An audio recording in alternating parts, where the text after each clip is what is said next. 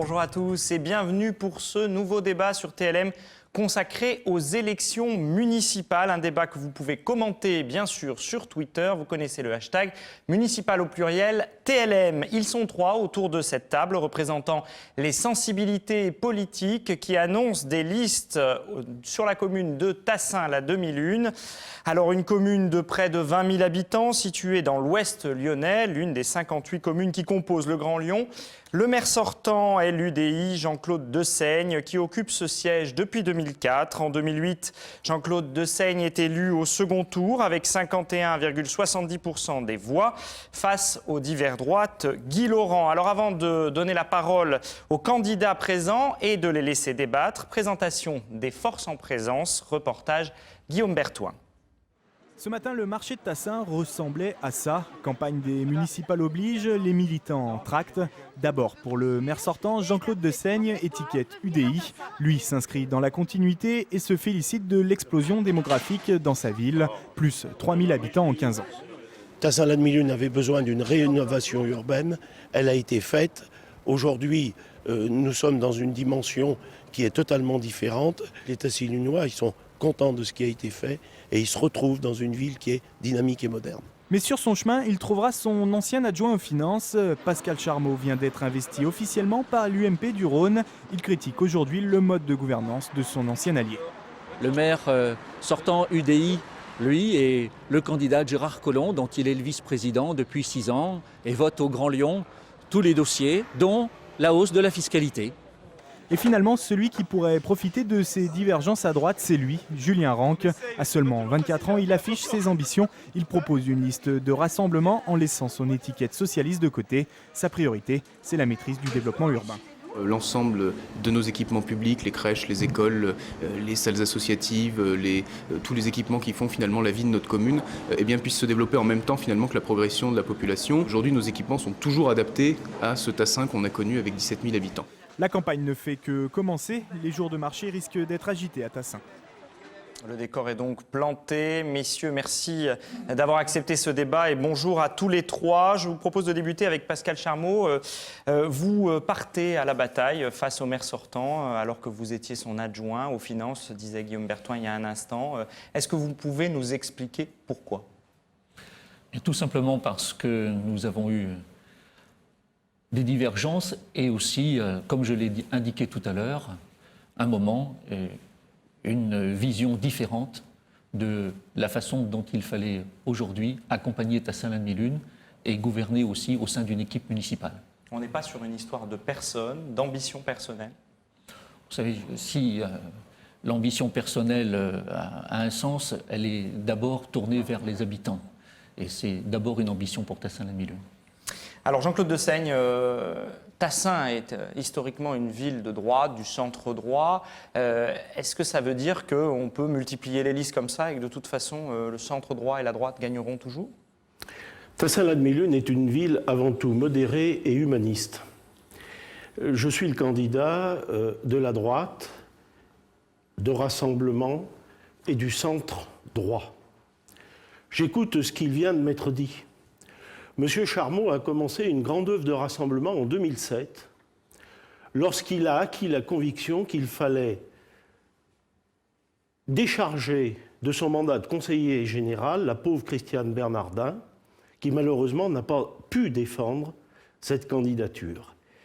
Il n'y a pas un dossier qui, dans tout le mandat, lorsqu'il a bien voulu être présent, n'a pas été voté par lui. Alors vous savez, en matière de démocratie locale, j'ai conduit le débat sur l'anneau des sciences, j'ai une petite expérience et j'ai toujours été naturellement ouvert. Ceux qui m'accompagnent sont là pour en témoigner. Est-ce que ça veut dire que les accords nationaux UMP-UDI volent en éclats, notamment à Tassin ? Il peut y avoir un certain nombre de divergences sur le plan local. En tout cas, personnellement, je n'ai jamais été le facteur diviseur. J'ai toujours entendu rassembler. Julien Ranck, vous devez observer peut-être avec une certaine délectation ce débat droite, centre-droit. Vous, votre choix étant encore autre, puisque je parlais d'appareil en parlant des accords UMP-UDI, vous avez choisi de porter une liste qui est faite de gens de droite, de gens de gauche. On ne peut pas être de gauche et l'afficher clairement à Tassin. Vous vous déclarez sans étiquette. Vous étiez, je ne sais pas si vous l'êtes toujours, responsable de la section socialiste de Tassin. Vous êtes investi par le Parti socialiste, mais vous n'êtes pas plus socialiste, en tout cas pas pour les électeurs. On ne se délecte jamais de la division, donc je ne me délecte pas de la division du camp adverse, entre guillemets. On avait déjà fait une liste de rassemblement en 2008. Vous receviez il y a 6 ans sur ce plateau Guy Laurent, Paul-Bernard Cattelan et Alain Vessey qui avaient fusionné au second tour. Je poursuis cette œuvre de rassemblement et dès le premier tour. Et moi, vous savez, il y a des gens sur ma liste, vous oubliez que c'est une équipe, hein, on n'élit pas qu'un maire, on élit avant tout une équipe. Moi, j'ai mes 32 colistiers, j'ai mes 32 colistiers qui sont issus de l'ensemble effectivement des bords politiques, extrêmes exclus, ça va de soi. Des gens qui sont sur mes listes ont été approchés même par Jean-Claude Dessaigne et Pascal Charmeau. Ils sont venus avec moi. C'est la meilleure preuve que c'est un rassemblement. Et d'ailleurs, il n'y a que les journalistes pour soulever la soi-disant antinomie qui peut régner dans cette liste. Mes concitoyens ne m'ont jamais fait part d'un potentiel problème là-dessus. Moi, je vous pose une question. Est-ce qu'on peut être socialiste et être candidat à Tassin? Je disais à Jean-Claude Dessaigne il y a un instant que c'est une ville qui est dévolue à la droite et au centre-droit habituellement. Et une élection municipale, c'est un moment de rassemblement, c'est pas un moment de division. Enfin, ça ne devrait pas l'être en tous les cas. Mais force est de constater, vous n'êtes pas le premier débat que j'anime, que la division règne dans beaucoup de communes. La division règne dans beaucoup de communes, mais nous, on souhaite rassembler. On va passer, si vous le voulez bien, messieurs, au premier thème de notre débat.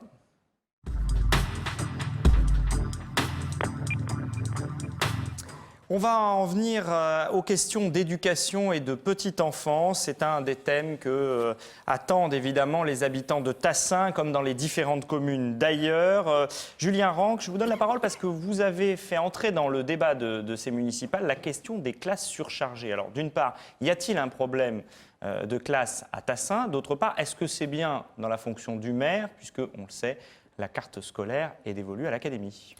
Et la construction d'écoles est dans les fonctions du maire, justement pour accueillir les élèves qu'il a sur sa commune. Et donc, c'est pour ça qu'on a fait rentrer ce sujet dans le débat. Tassin-Landmilune, vous l'avez souligné en introduction, est passé de 17 à 20 000 habitants d'une façon très rapide, en une quinzaine d'années. Les équipements n'ont pas été réadaptés. Justement, suite à cette évolution de la population, Jean-Claude Dessaigne risque de se défendre tout à l'heure en parlant de l'école Baraillon et de l'école d'Alaï qui sont reconstruites actuellement, mais il s'agit juste de réhabilitation et non pas d'une création de classe. La dernière création d'une école, c'était en 1979 avec l'école Prévert. Donc nous, on a appelé effectivement à augmenter ces capacités. Les préfabriqués qui sont installés à la maternelle de Milune actuellement, justement pour absorber cette surcharge, nous on souhaite non pas les pérenniser, mais justement créer une extension en dur qui prévoit cette évolution de la population qui va venir, puisque tous les logements ne sont pas encore livrés à Tassin. Donc il y a vraiment un manque de place? Il y a un manque de place et auquel il faudra répondre. Jean-Claude Dessaigne, votre point de vue? L'avantage d'être en position de gestion des affaires municipales vous confère une connaissance des dossiers. Je crois que je ne peux pas laisser dire qu'il s'agit de simples opérations de réhabilitation à propos de l'école du Baraillon et de l'école d'Alaï. Il y a véritablement une création de classe et je déplore que cela tout simplement soit oublié ou méconnu. Il y a une difficulté, c'est la maîtrise de la population de jeunes couples sur Tassin-Landmilune et qui seront générateurs d'enfants scolarisés au niveau de la compétence du maire et de la ville, c'est-à-dire maternelle et primaire. Nous assistons à un phénomène qui est parfois étrange sur Tassin-Landmilune avec des ouvertures de classes dans certaines écoles du centre et autour de la mairie et à une fermeture de classes dans d'autres écoles. D'ailleurs, certaines se profilent aujourd'hui sur les deux écoles de Baraillon et d'Alaï. Cela étant, je crois qu'il faut avoir une vue prospective des choses et je vais personnellement, comme j'en ai pris l'engagement, m'y atteler par la création en centre-ville et au niveau de l'horloge d'un groupe scolaire avec attenant un équipement petite enfance.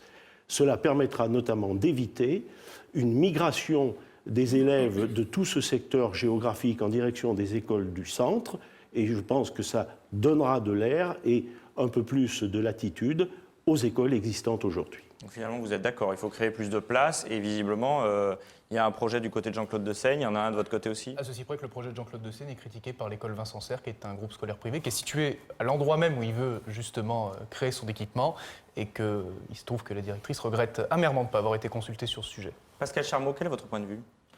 Mon point de vue, c'est que j'entends M. Dessaigne dire aujourd'hui de mettre en perspective les choses. Il y a 3 ans de cela, la perspective pouvait être déjà mise à profit et en discussion à l'occasion d'un projet qui devait arriver sur un terrain, notamment dans le quartier de la Libération, avec un projet d'un promoteur qui allait impacter le devenir de ce terrain sur lequel il avait été prévu, et il est toujours prévu, fort heureusement, parce que je suis intervenu dans ce sens, un projet d'école, et c'est sur ce terrain, le terrain des maraîchers dans le quartier de la Libération, que pour ma part, je porte ce projet d'école nouvelle sur Tassin-la-Mi-Lune. Mais à l'époque, il n'en était pas question, et le débat n'a pas eu lieu. Il aurait dû avoir lieu à ce moment pour anticiper les choses. Alors qu'est-ce que vous faites si vous êtes élu maire? Bien, tout simplement sur ce projet, le mener à bien et faire en sorte que nous n'ayons plus d'enfants accueillis dans des préfabriqués sur la commune. Un mot sur les rythmes scolaires, Jean-Claude Dessaigne. Il faudra les appliquer à la rentrée de septembre. Est-ce que pour vous c'est une difficulté? Nous avons bénéficié de la dérogation d'une année qui nous a été accordée. Il y a un travail important qui a été fait par les élus concernés, en collaboration avec les directeurs ou directrices d'école, avec les parents d'élèves et avec les représentants de la vie associative. Il y a un texte aujourd'hui. Et la première obligation du maire, c'est tout de même en tant que républicain de respecter les textes. Donc oui, la réforme scolaire sera appliquée dans de bonnes conditions. Et je l'ai indiqué, je veux bien le redire à nouveau, nous ferons un bilan au bout d'une année, et si des choses sont à modifier ou à faire évoluer, nous le ferons bien volontiers, sachant quand même qu'il y va d'abord, non pas d'une doctrine ministérielle, mais de l'intérêt même des enfants. Vous êtes en accord avec le ministre Payon sur ce point? Je ne partage pas forcément sa vie politique. Mais vous allez faire payer les familles, comment vous faites? Aucune décision n'est prise en ce qui concerne une contribution éventuelle des familles. Non, mais dans votre projet, on est à une élection municipale là. Aujourd'hui, il n'y a pas de contribution des familles et personnellement, je n'y suis pas favorable. Pascal Charmeau, vous êtes sur la même ligne? Concernant le projet de mise en place de la réforme des rythmes scolaires, ce n'est de toute façon pas un projet que je partage sur le plan politique, bien évidemment. Mais aujourd'hui, les questions restent encore entières sur la façon dont ce dossier doit être mené, et je prendrai le temps, après cette élection municipale, de consulter et de nous donner les moyens de faire une proposition qui soit raisonnable, qui limite l'impact pour les familles et pour la commune. En tout état de cause, j'utiliserai, en fonction de ce qui aura été ce débat et cet échange, toute possibilité de pouvoir laisser tout le temps nécessaire et même de reporter cette mise en œuvre. Oui, un report, ça c'est une information. Je n'ai pas bien compris comment vous la mettez en œuvre. Julien Ranck, est-ce que c'est plus clair de votre côté? Comment vous la mettez en œuvre? Quels moyens? Quel financement? Nous, on a organisé une consultation avec les parents d'élèves à notre échelle. On a pu déboucher sur un projet, alors avec une organisation que je ne vais pas détailler, qui est disponible sur notre site internet, mais que je ne vais pas détailler parce qu'elle est un peu trop longue.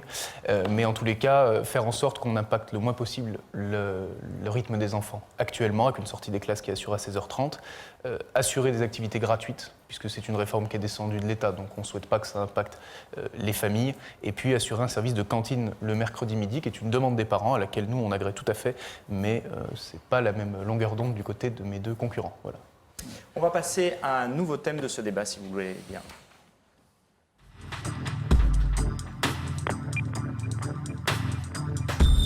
On va évoquer la question des transports avec une autre campagne, celle de la ville d'à côté, Lyon, qui a fait entrer finalement Tassin-la-Demi-Lune dans ces élections lyonnaises avec le projet de métro signé Gérard Collomb, parce que des projets de métro à Lyon, il y en a plus d'un. Le projet qui irait jusqu'à la gare d'Alaï, donc sur la commune de Tassin-la-Demi-Lune. Alors Jean-Claude Dessaigne, bonne ou mauvaise idée ce métro qui arriverait sur votre commune ? Des discussions étaient en cours depuis un certain temps, et notamment à l'occasion du débat public sur l'anneau des sciences, nous l'avions envisagé.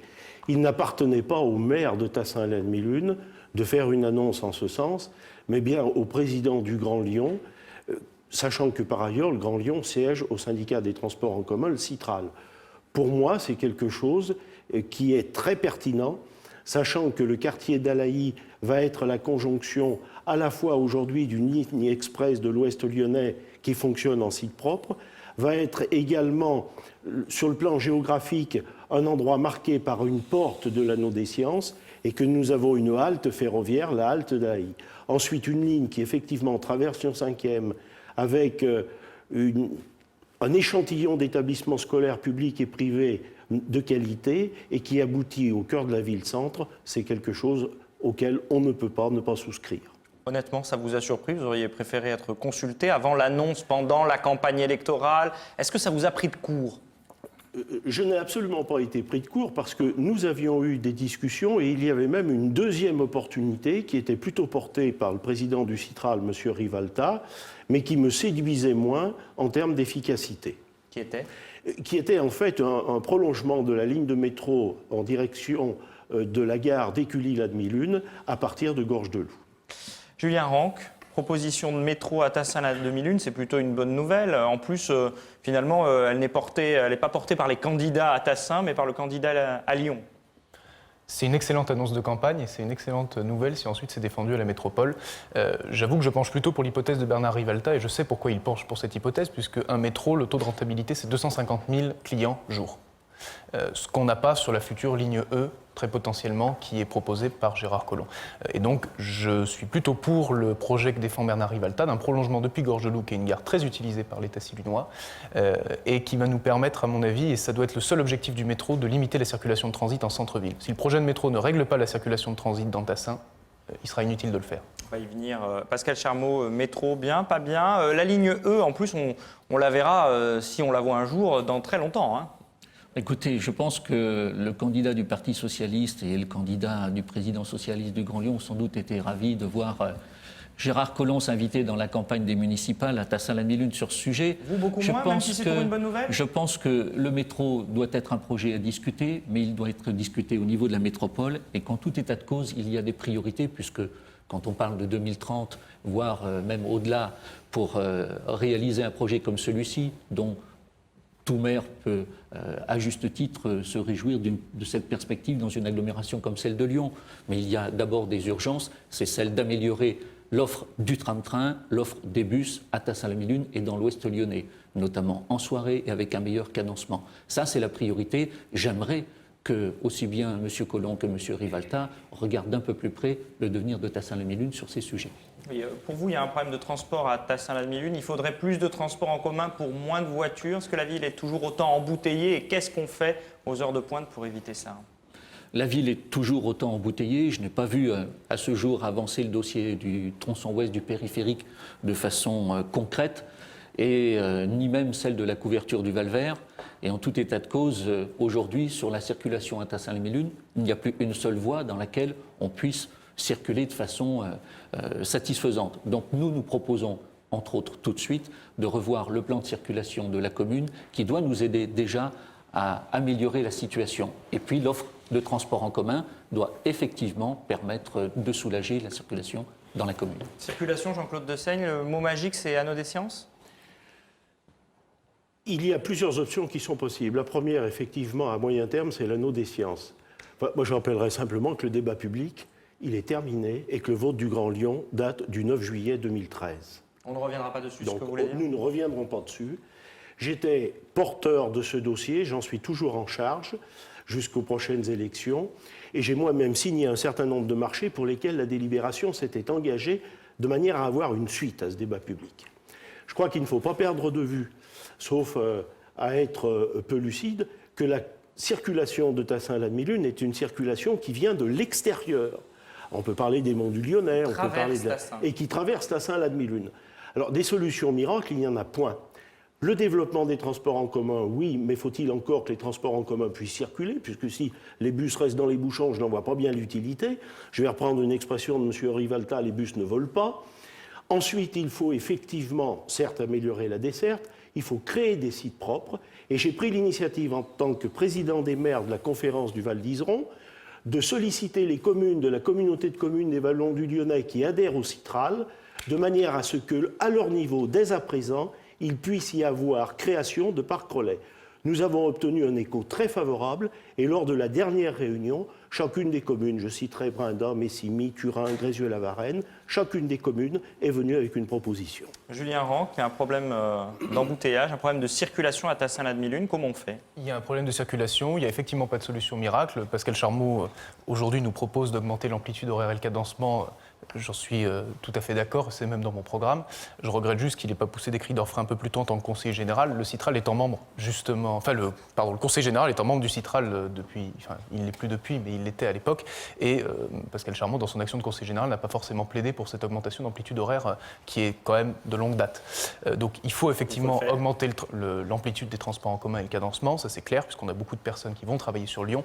Le top n'est pas la solution miracle, enfin, devenue anneau des sciences, d'autant plus que c'est un projet à 3,5 milliards d'euros. Et donc, entre 2,5 milliards et 3,5 milliards d'euros, on le sait très bien, ça a été dit dans la consultation publique qui était présidée par M. De Seigne en tant que vice-président du Grand Lyon.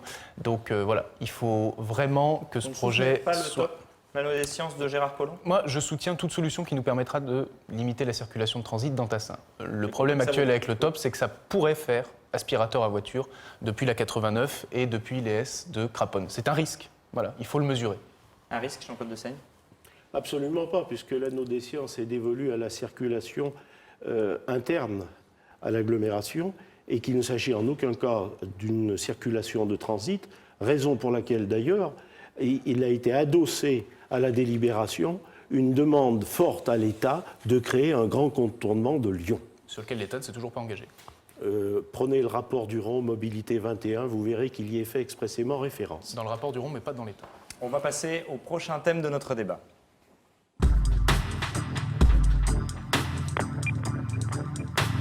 Pour parler de logement et d'urbanisme, avec le développement démographique de Tassin-la-Demi-Lune, plus 20% en 10 ans, près de 4000 habitants gagnés, la question c'est quelle vision vous avez les uns et les autres de la ville, de son développement démographique et tout ce qui va avec, évidemment, les services, mais aussi éventuellement le développement économique. Julien Ranc, sur cette question, est-ce que vous êtes pour qu'on continue sur cette voie avec plus d'habitants et donc forcément plus de logements sur Tassin?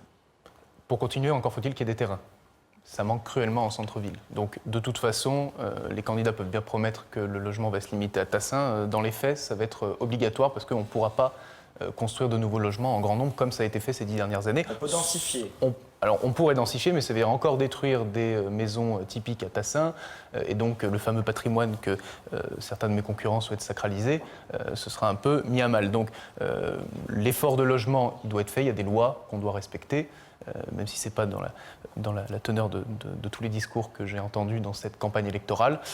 Et pour ça, nous, on propose de réhabiliter en priorité les logements vacants, justement pour faire cet effort de logement auquel toutes les communes doivent participer, tout en préservant notre patrimoine. Et puis négocier aussi pour qu'au niveau du Grand Lyon, on ait un effort un peu mieux réparti, puisque jusqu'à aujourd'hui, il n'y a que Tassin et Craponne qui ont eu une forte poussée de la population très soutenue ces dernières années. Et on souhaite que ce soit un peu mieux équilibré au niveau de l'Ouest lyonnais. Combien d'habitants dans 10 ans?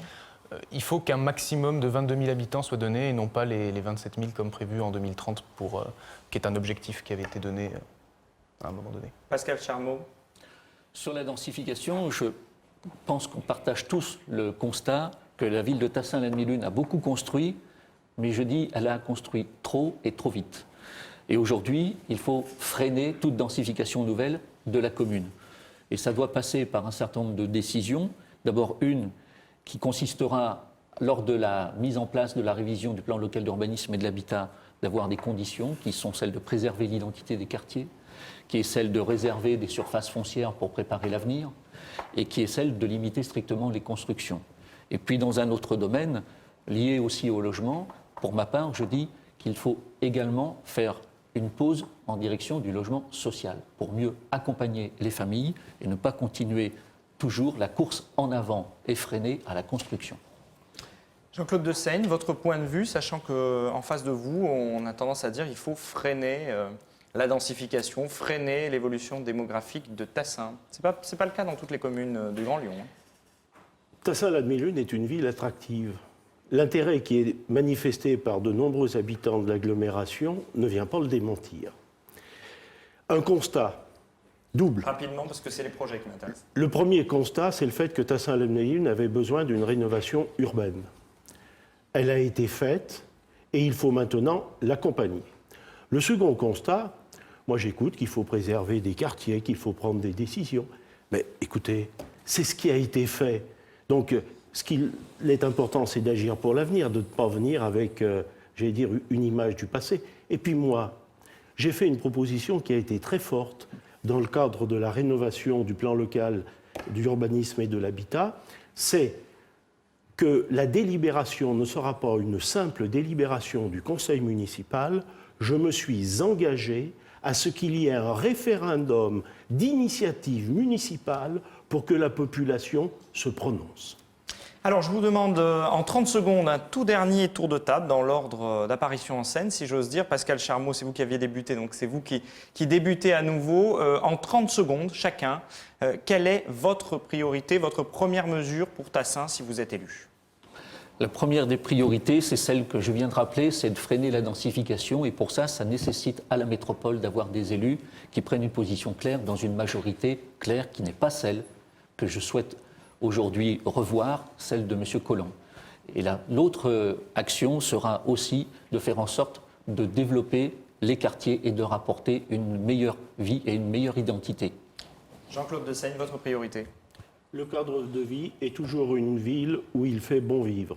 Et en second lieu, une ville qui soit ouverte à tous par des équipements, par des mesures d'accompagnement et notamment la création d'un conseil de développement. Julien Ranc, votre priorité si vous êtes élu? Vous me demandez une priorité, changement de méthode. Changement de méthode avec plus de proximité, plus de concertation, plus d'anticipation, ce qui a manqué cruellement à notre commune ces 10 dernières années. Merci à tous les trois d'avoir accepté ce débat des municipales à Tassin à la 2001, un débat que vous pourrez bien sûr revoir sur tlm.fr.